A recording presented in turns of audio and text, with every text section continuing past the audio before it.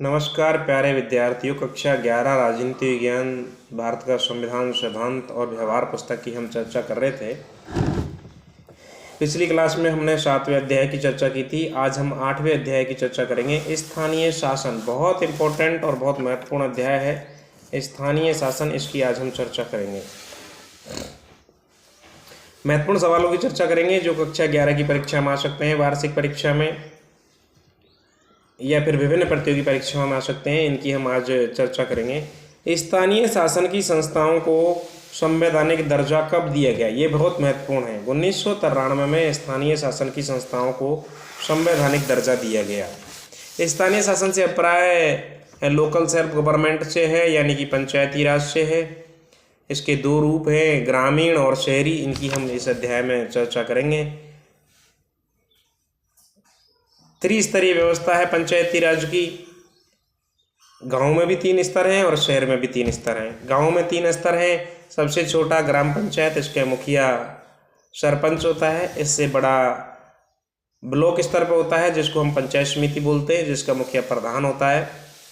और जिले लेवल पे जिला परिषद होती है, जिसको जिला पंचायत भी बोल सकते हैं आप। इसका मुखिया जिला प्रमुख होता है। ठीक इसी प्रकार ये जनसंख्या के आधार पे है। ठीक इसी प्रकार जनसंख्या के आधार पर शहरों में होता है। जो छोटे शहर हैं वहाँ नगर पालिका होती है, मुखिया को चेयरमैन या अध्यक्ष बोलते हैं। इससे बड़े शहर हैं उनको नगर परिषद बोलते हैं, वहाँ नगर परिषद होती है, चेयरमैन या अध्यक्ष उसका मुखिया होता है। और जो महानगर हैं जैसे जयपुर, जोधपुर, कोटा, वहाँ नगर निगम होती है। इसके मुखिया को मेयर या महापौर के नाम से हम जानते हैं। ये चर्चा आज हम लोग करेंगे। अब हम चर्चा करेंगे कि भारत में स्थानीय शासन के बारे में शुरू में क्या प्रयास किए गए थे, हाल ही में क्या प्रयास चल रहे हैं, इनकी चर्चा इस पुस्तक में की गई है। स्थानीय शासन के निर्वाचित निकाय सन 1882 के बाद अस्तित्व में आए। 1882 से पहले इस तरह के निकाय अस्तित्व में नहीं थे। उस वक्त लॉर्ड रिपन भारत का वायसराय था। उसने निकाय को बनाने की दिशा में पहल कदमी की। उस वक्त इसे मुकामी बोर्ड के नाम से जाना जाता था। और बाद के दिनों में गांधी जी ने शासन के विकेंद्रीकरण की जोर शोर से चर्चा की। इसकी हम चर्चा करेंगे। अब भारत के आज़ाद होने के बाद में, क्योंकि पंचायत राज की जो शुरुआत है वो तो 2 अक्टूबर 1959 को पंडित जवाहरलाल नेहरू ने नागौर में शुरू कर दी थी। लेकिन सबसे बड़ी समस्या थी कि स्थानीय शासन को संवैधानिक मान्यता की थी, जो हमने चर्चा की कि 73वें और 74वें संविधान संशोधन जो 1992 में हुए और 1993 से पूर्ण रूप से लागू कर दिए गए। 11वीं अनुसूची और 12वीं अनुसूची संविधान में इसी के द्वारा जोड़ी गई। एक बहुत महत्वपूर्ण सवाल है जो परीक्षा की दृष्टि से विद्यार्थियों को ध्यान रखना चाहिए। सामुदायिक विकास कार्यक्रम ये 1952 में शुरू हुए थे। पंचायती राज से पहले ये कार्यक्रम शुरू हुए थे, सामुदायिक विकास कार्यक्रम। अब पंचायती राज की संस्थाओं को संवैधानिक दर्जा मिले, इसके लिए 1989 में यानी 1989 में पी.के. थुंगन समिति ने स्थानीय शासन के निकायों को संवैधानिक दर्जा देने की सिफारिश की थी। ये हमने पढ़ लिया है कि 73वें और 74वें संविधान संशोधन जो 1992 में हुए थे, 1993 से पूरी तरह से देश में लागू हो गए। त्रिस्तरीय इसकी व्यवस्था है। गाँव में ग्राम पंचायत, पंचायत समिति और जिला परिषद, और शहरों में नगर पालिका, नगर परिषद और नगर निगम।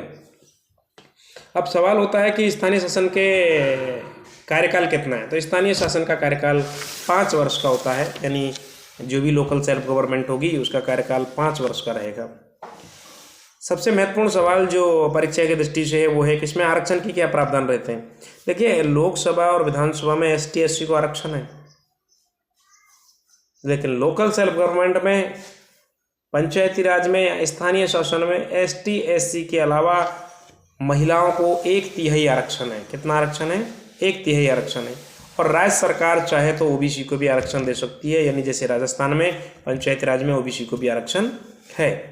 एक बहुत महत्वपूर्ण सवाल जो इसमें दर्ज किया गया है कि तीनों स्तरों पर ही अध्यक्ष के पद पर भी आरक्षण दिया गया है। कि जैसे ग्राम पंचायत में वार्ड पंच होते हैं, सरपंच होते हैं, तो सरपंच में भी आरक्षण है, प्रधान में भी आरक्षण है। ऐसा नहीं पंचायत समिति सदस्य में ही आरक्षण है। इसके अतिरिक्त सिर्फ सामान्य श्रेणी की सीटों पर ही महिलाओं को 1/3 आरक्षण नहीं दिया गया है, बल्कि SC ST के लिए आरक्षित सीटों पर भी महिलाओं को 1/3 आरक्षण दिया गया। ये सबसे महत्वपूर्ण सवाल है।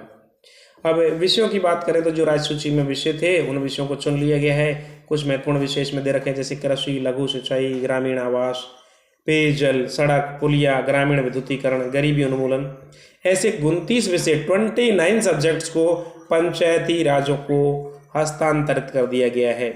अनुच्छेद 243(6) पंचायतों की शक्ति, प्राधिकार और उत्तरदायित्व किसी प्रदेश की विधायी का कानून बनाकर 11वीं अनुसूची में दर्ज मामलों में पंचायतों को ऐसी शक्ति या अधिकार प्रदान कर सकती है।